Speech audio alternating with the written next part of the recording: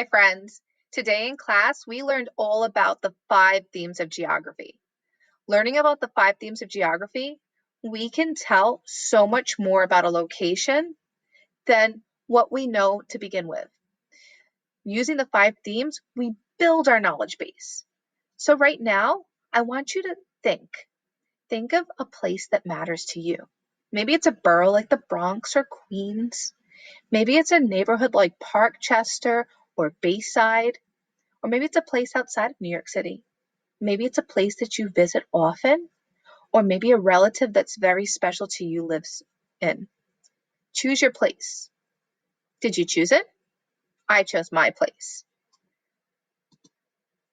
You're going to put on the next slide your place. My place is Flushing, New York. It's important to me because that's where I grew up, friends, in Queens. I'm going to choose my location. The first thing I'm going to do is go to latlong.net. So let's do that for my place, and I'm going to show you how you put it in. Friends, when you're typing in your location, remember you have to type in your borough or city or town. I typed in Flushing, then New York. Then I have to put the extra comma, and I have to put what country I'm in.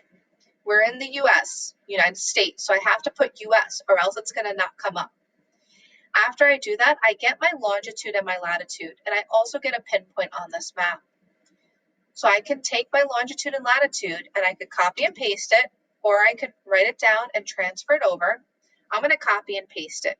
So I have my longitude and I'm going to copy and paste it by right-clicking and clicking copy. And I'm going to put it in my location. So I'm going to right-click again and click paste. I'm putting a comma because that's my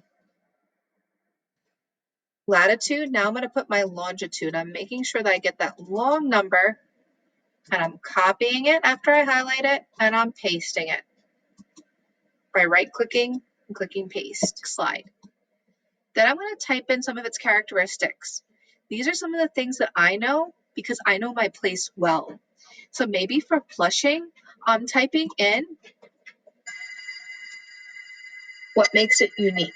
So for Flushing, I'm going to type in everything that's important there. So there's the Louis Armstrong Museum. The next theme of geography that I'm going to go to, my friends, is movement. How do people, goods, and ideas get from place to place? So I'm going to tell about how would I describe the movement there. In Flushing, it is home to the first stop or the last stop, depending how you look at it, of the 7 train.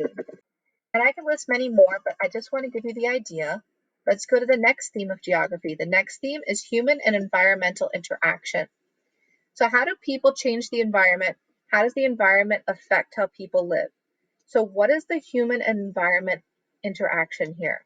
I'm going to have to think about that because I know this place really well. I know over the years, Flushing has become overcrowded.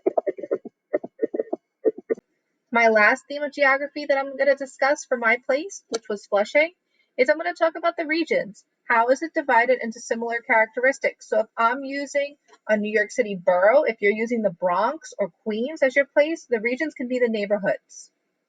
If I'm using a neighborhood such as Flushing, I'm going to use where I know as the different parts of the neighborhood.